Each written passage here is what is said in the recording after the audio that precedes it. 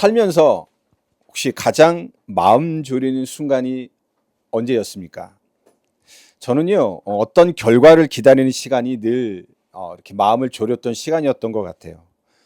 시험을 치고 그 시험 결과를 이렇게 기다릴 때, 또 이렇게 회사에 면접을 신청하고 이력서를 넣고 면접 오라고 하는 날짜에 가서 면접을 보고 그 결과를 기다릴 때, 아니면 이제 병원에 갔는데 이렇게 여러 가지 검사를 한 이후에 그 검사를 기다릴 때가 가장 이렇게 떨렸던 것 같습니다. 그 시간들에는 특징들이 공통적으로 하나 있지요. 뭡니까? 전부 불안감을 수반하고 있다는 거예요. 내가 성적이 좋게 나왔는지 나쁘게 나왔는지, 내가 면접에 붙었는지 떨어졌는지, 건강 검진에 여러 가지 이 검사 결과가 좋은지 아닌지, 그거를 모르는 그 상태에 있을 때는요, 아무리 내 마음을 추스리고 다잡으려 해도 절대 편해지지 않습니다. 그죠? 그런데요, 많은 사람들이, 우리 이 시대를 살아가는 많은 현대 기독교인들이 하나님과의 관계를요, 이런 상태를 가지고 살아가고 있습니다.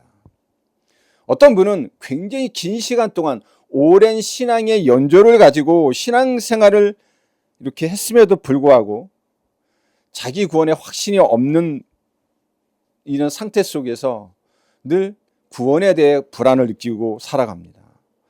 또 어떤 사람은요, 내가 정말 하나님 앞에 신실한 삶, 이 성실한 삶, 진실한 삶을 살고 있는 사람인가를요, 매일매일 순간순간 상황을 두고 확인해 가는 사람들도 있습니다.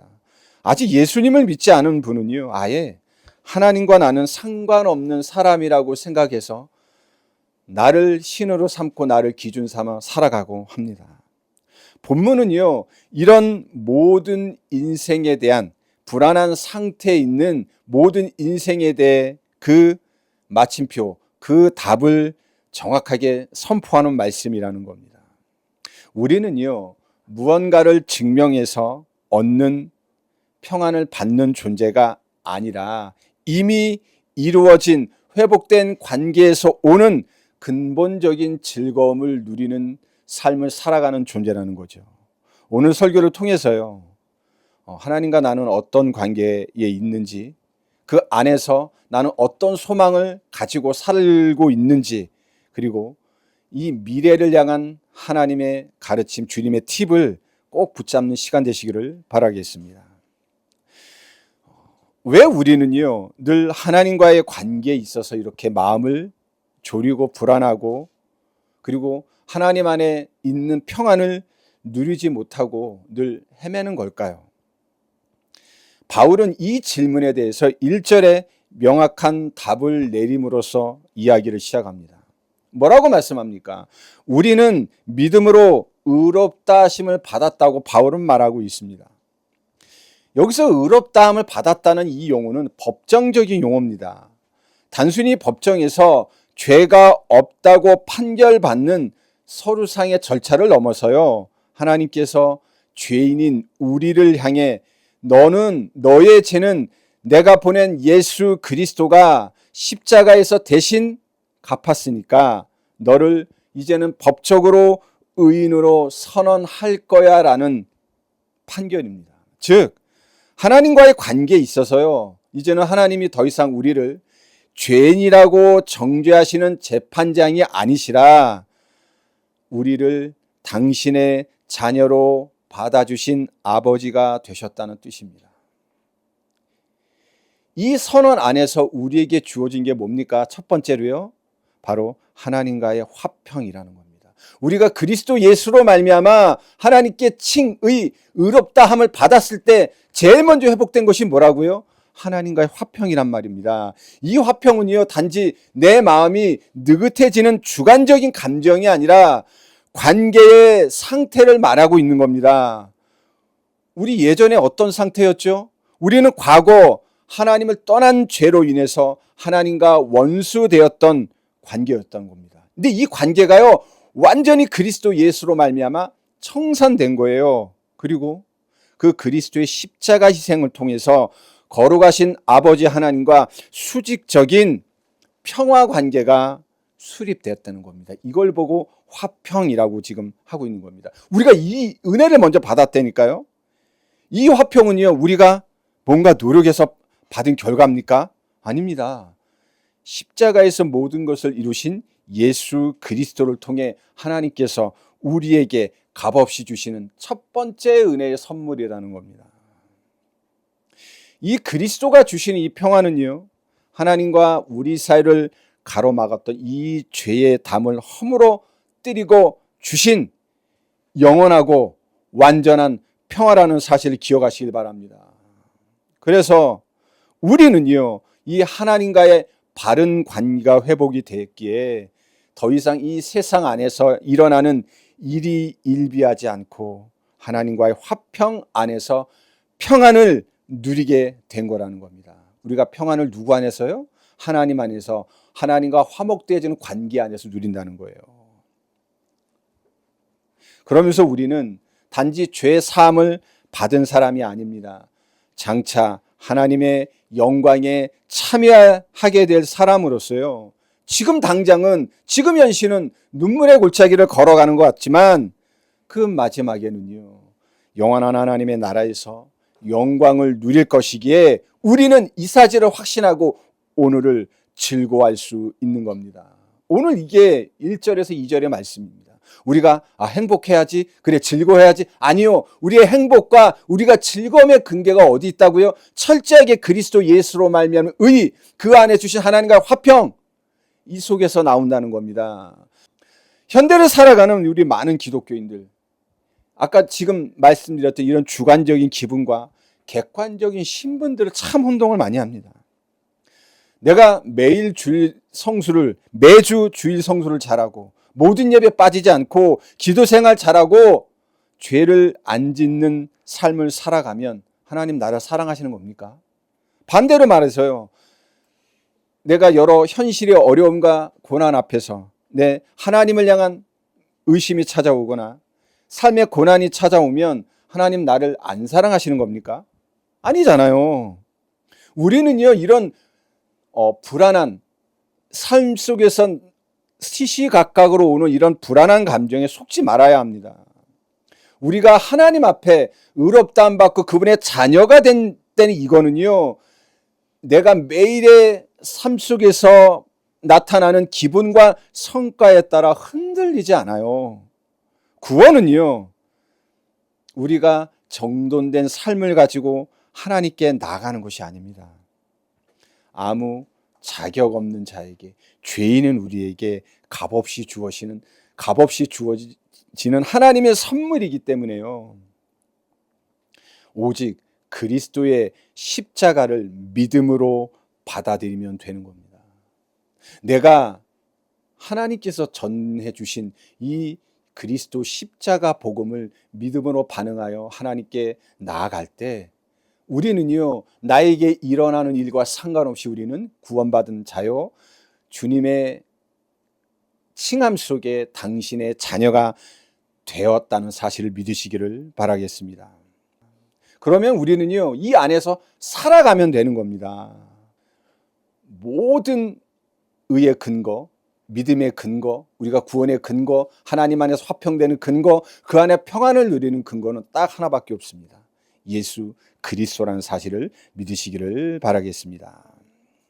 그래서 우리는요, 내가 혹시 하나님 앞에 사랑받을 만한 어떤 조건들을 내 스스로가 지금도 만들고 있지는 않은지를요, 점검해야 됩니다. 혹시 내 마음속에 나도 모르게 내 신앙 연조에 따라 이 정도에 안심할 수 있다는 뭔가 은밀한 나만의 기준을 세우고 있지는 않은지를 우리 늘 돌아보시기를 바라겠습니다. 우리가 참된 평안을 누리는 길은 딱 하나, 오직 예수 그리스도의 그분을 믿을 때만이라는 사실을 명심하시기 바랍니다. 자, 이렇게 우리는 하나님 안에서 그리스도 의로 말미암아 화평을 얻어서 또 의롭다 함을 받는 자의 삶을 살아가게 됐습니다. 그런데 우리가 구원받았다고요, 우리가 늘 평탄한 삶을 살아가는 게 아니죠. 고난도 오고 환난도 옵니다. 그런데 오늘 주님 뭐라고 말씀하시냐면 그럼에도 불구하고 너희들이 소망을 이뤄가야 돼라고 말씀해요. 그렇다면 아니 이렇게 평탄한 삶이 아닌데 우리가 어떻게 소망을 품고 살겠습니까? 그렇다면 우리가 이 환난과 고난 앞에서 우리는 어떻게 소망을 바꿀 수 있을지에 대해서 말씀을 나눠보고자 합니다. 바울은요, 이 하나님과의 화평을 선포한 직후에 우리가 전혀 예상하지 못한 이런 논지로 이 이야기를 이끌어가고 있습니다. 우리가 환난 중에도 즐거워한다고 말이죠. 여러분 환난 당했는데 즐거움이 됩니까? 여러분이 어려움 당하는데 기쁨이 있으세요? 이게 솔직히 말해서 가능한 얘기일까요? 그런데요, 바울은 지금 뭐라고 말하냐면 소망이 고난을 피함으로가 아니라 고난을 통과함으로 자라고 있다는 사실을 3절과 4절에 말씀하고 있는 겁니다. 바울이 이렇게 말할 수 있었던 거는요, 환난이 무엇을 빚어내는지를 알고 있기 때문에 이 말을 하고요, 그 안에서 즐거워할 수 있다고 말하고 있는 겁니다. 3절과 4절을 보면 이 사술 구조로 환난, 인내, 연단, 소망을 이룬다고 지금 말하고 있습니다. 이 흐름은요, 마치 불 속에서 불순물을 걸러내서 우리가 순금을 얻는 과정과 같아요. 자, 이 모든 과정에서 우리가 기억할 것은요, 환난 자체가 어떤 힘이 있는 건 아니라는 겁니다. 환난 속에서도 우리를 사랑하시고 선한 길로 인도하시는 하나님의 신실하신 손길이 역사하고 있다는 거예요. 의롭다 하심 받은 자도 병 걸립니다. 그렇죠? 의롭다 하심 받은 자도 삶의 어려움, 청년들은 학업에 어려움 당할 수 있고요. 취업에 실패할 수 있고요. 인간관계에서 오는 배신과 경제적 위기 찾아올 수 있습니다. 그런데요, 이 세상과 이 세상 사람들과 하나님의 거룩한 백성, 거룩한 성도의 차이는요, 고난의 유무가 아니라 고난의 의미에 있는 겁니다. 세상에서 고난은 뭡니까? 재수 없어. 단순한 불운이나 파멸을 말하지만요, 성도에게 다가오는 고난은 우리를 빚어가시는 하나님의 거룩한 용광로라는 겁니다.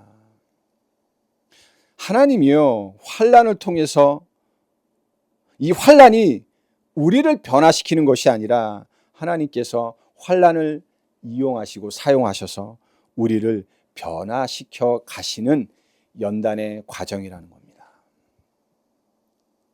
우리가 환난을 겪을 때요, 하나님이 내가 내 안에 몸과 죄성을 발견해서 징계 차원에서 나를 버리신 것이 아니라요, 그 고통 중에서도 하나님은, 우리 주님은 우리와 함께하고 계십니다. 그리고 우리를 향한 변함없는 사랑을요, 성령을 통해서 부어주심으로 우리를 하나님의 소망을 가진 자로, 하나님의 소망을 바라는 자로, 하나님의 소망을 이뤄가는 자들로 인도하고 있으심을 믿으시길 바랍니다. 그렇다면 이 소망이 5절에 있는 말씀처럼 부끄럽게 하지 않는다는 확신은 어디서 올까요? 바울은요, 감정이나 상황이 아니라 성령으로 말미암아 우리 마음에 부어주신 하나님의 사랑이 소망이 부끄럽지 않게 되는 그 근거라고 지금 제시하고 있는 거예요. 성령 하나님은요, 기억하십시오. 성령 하나님은 하나님의 사랑을 새롭게 만들어 주시는 분이 아닙니다. 이미 십자가에서 나타나신 하나님의 사랑을 우리 마음속에 끊임없이 확신시켜 주시는 분이시라는 거예요. 자, 그래서 6절에서 8절에 이 사랑을 소망의 확신이라는 구체적인 증명으로 소개하고 있는 겁니다. 바울은 이미 십자가에 증명된 이 하나님의 사랑이 우리가 소망을 확신하는 근거라는 겁니다. 여러분, 하나님께서 우리에게 주신 소망의 근거, 확신의 근거는 상황의 호전이 아닙니다. 상황은 여전히 어렵고 변하지 않음에도 불구하고 십자가 십자가에 증명된 하나님의 이 사랑만이 우리가 환난 중에도, 인내 속에도, 연단 과정 속에서 소망을 잃지 않고 소망을 바라고 이뤄가는 근거라는 거예요. 하나님의 사랑이 우리로 하여금 환난에서도 무너지지 않고요, 그 환난 속에서 영원한 하나님의 것을 바라보게 하는 인내를 갖게 하고요, 우리를 그 안에서 하나님의 사람들로 세워가시고 영원한 하나님의 것을 누릴 수 있는 자격 있는 자들로 인도하여 주신다는 사실을 여러분 기억하시길 바랍니다. 우리 소망이 흔들리는 이유가요, 만약에 내 상황이 나아지지 않기 때문이라고 생각하신다면 여러분 오늘 6절에서 8절의 말씀 기억하시기 바랍니다. 이 세상의 사랑은 조건적입니다. 그렇죠? 우리가 능력이 있거나요, 뭔가 이런 외모적인 매력, 아니면 뭔가 풍겨지는 이렇게 막 보이지 않는 뭔가 이렇게 풍겨지는 매력이 있어서, 그리고 내가 어떤 가치, 배경 이런 게 있어서 이 세상은 사랑합니다. 그런데요, 하나님은요, 내가요, 하나님 보시기에 뭔가 변화되어서 조금 나아져서 나를 사랑하는 것이 아니라니까요. 언제 사랑하셨습니까? 6절에 보니까 우리가 아직 연약했을 때 사랑하셨습니다. 8절에 보니까 언제입니까? 하나님을 거역하던 죄인이었을 때 사랑하셨다니까요. 10절에 뭐라고 말씀합니까? 하나님과 원수 되었을 때 사랑하셨다고 말씀하고 있습니다. 이게 세상의 사랑과 하나님의 사랑, 복음의 사랑이 다른 점이라는 거죠. 특히 8절 말씀은요, 우리가 고난 속에서도 마침내 소망을 이루고 즐거워할 수 있는 근거입니다. 복음의 정수 아닙니까? 우리가요, 삶의 환난 속에서 하나님이 정말 나를 사랑하시는가 라는 이 회의와 의심이 들 때 우리는 내 환경을 바라보는 것이 아니라 이미 역사 속에 우뚝 선 십자가만을 바라봐야 합니다. 왜냐하면 그 사랑이 성령으로 말미암아 우리 마음에 부은 바 됐기 때문에 그렇습니다. 지금 우리가 겪는 이 고난은요, 나를 망가뜨리기 위한 하나님의 징벌이 절대 아닙니다. 우리의 질긴 아집, 버리지 못하는 고집, 그리고 인간의 나의 의를 꺾고 오직 주님만을 바라보게 만드는 하나님의 연단의 과정입니다.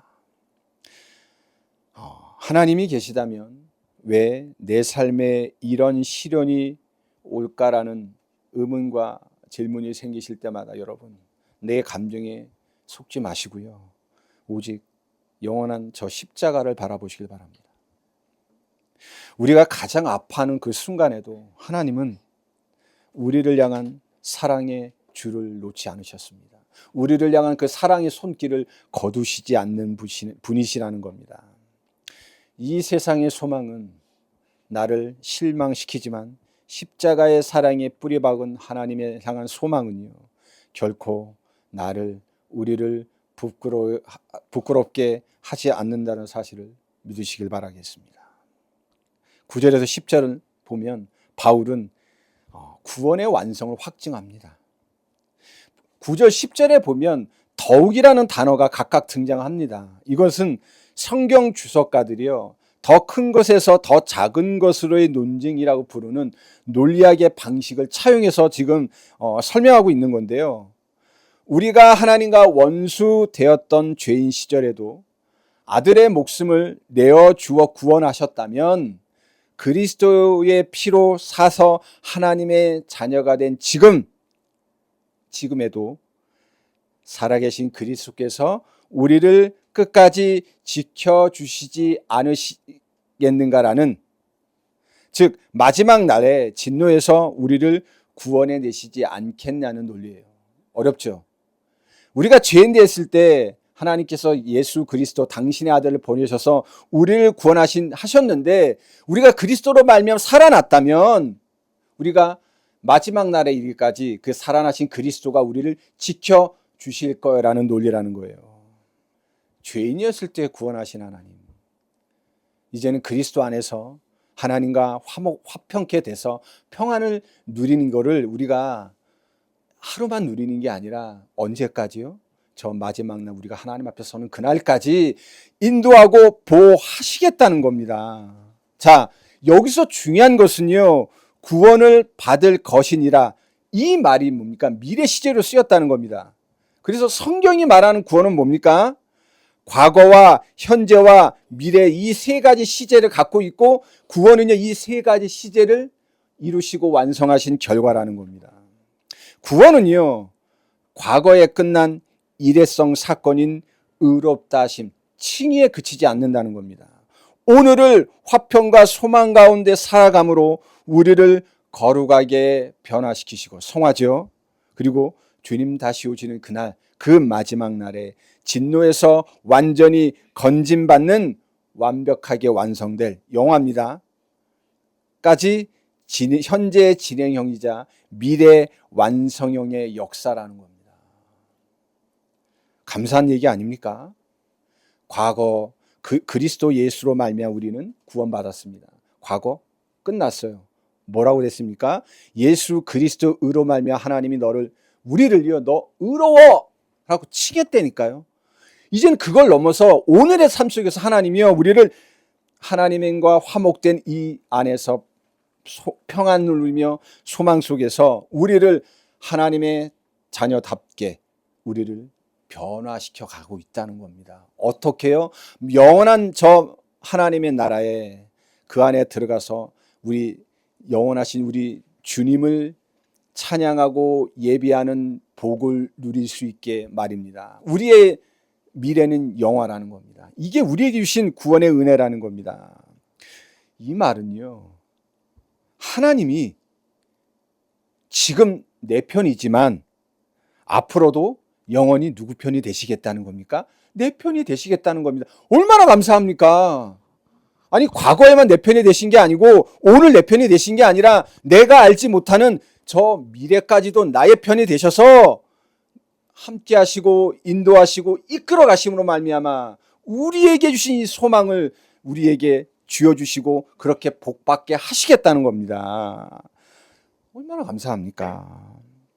그래서 11절에 바울은요 하나님 앞에 의롭다함 받은 신자의 성도의 최종적인 삶의 모습을 제시하고 있는 겁니다. 의롭다 하심을 받은 자의 삶은요 지루한 율법적 의무를 견디는 삶이 아닙니다. 하나님과의 막힌 담이 허물어졌기에 하나님 그분을요 내 삶의 가장 큰 기쁨, 가장 존귀한 보물로 삼고 살아가는 하나님으로 즐거워하는 삶을 살아가게 되는 겁니다. 우리가 잃어버렸던 창세기 3장 사건에 잃어버렸던 뭡니까? 우리의 사람의 존재 목적, 창조 목적, 삶의 목적이요 완전히 회복되어져서 살아가는 그 삶이 되어진다는 겁니다. 우리의 굳게 참고 견딘 성도의 견인은 내 안에 계시고 하나님이 우편에서 지금도 나를 위해 중보하시는 살아계신 예수 그리스도의 생명에 있다는 사실입니다.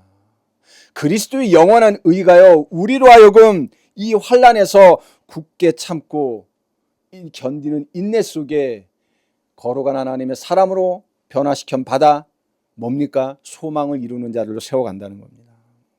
그래서 우리의 진정한 안전은요 내가 뭔가 붙잡음이 있는 것이 아니라 나를 붙드시는 하나님의 손길에 있다는 사실을 기억하시길 바랍니다. 나는 정말로 끝까지 구원받을 수 있을까라는 두려움 가신 분 계십니까? 여러분, 그렇다고 해서 나를 돌아본다고 해서 뭔가 답 안 나옵니다. 딱 한 가지만 기억하십시오. 더 어려운 일을 이미 이루신 하나님의 신실하심만이 나의 구원을 담보한다는 겁니다. 나를 구원하신 그리스도의 의만이 우리의 구원을 담보한다는 사실을 믿으시기 바랍니다. 지금 그리스도 안에서 하나님과 화목된 것, 그것이 미래의 심판을 두려워하는 것이 아니라 우리로 하여금 소망을 품게 하는 근원이라는 겁니다. 세상의 성공, 돈, 타인의 인정으로 내 가치를 채우려 하는 그런 시도 지금 이 시간 이후로 멈추시기 바랍니다. 나 같은 죄인을 살리셔서 하나님과 화목하게 하신 그 은혜 자체를요, 우리 인생의 최고의 기쁨으로 삼으십시오. 그리고 그 기쁨 안에서 오늘을 당당하고 담대하게 살아나가야 합니다. 말씀을 맺겠습니다. 서론에서 내 삶을 끊임없이 평가하는 이 세상 속에서 과연 우리는 어디서 참된 평안을 얻을 수 있습니까? 라는 질문으로 시작했습니다. 로마서 5장은요, 세상의 성적표를 가지고 살아가는 우리에게 분명한 답을 지금 전달하고 있습니다. 의롭다 하심을 받은 자의 삶은 스스로 뭔가를 증명해내는 피곤한 삶이 아닙니다. 그리스도 안에서 이미 화평을 얻었습니다.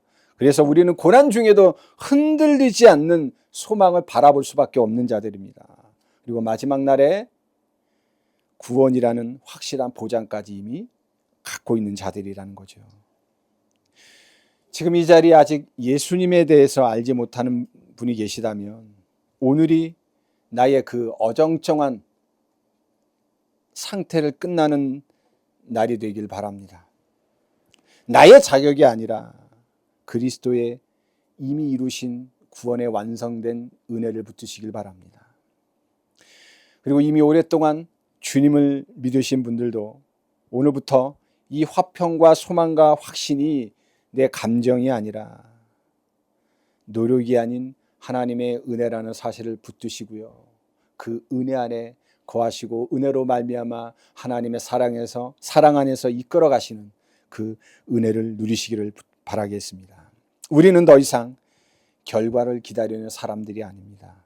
이미 확정된 은혜 안에 이미 서 있는 사람입니다. 이번 한 주간 동안 이미 확정된 은혜 안에서 확정된 신분을 가지고 확정된 자리에 있게 하신 하나님 안에서 그 화평을 누리며 십자가의 소망으로 승리하는 저와 우리 줍티처치 모든 성도님들 되시기를 주 예수 그리스도 이름으로 축원합니다.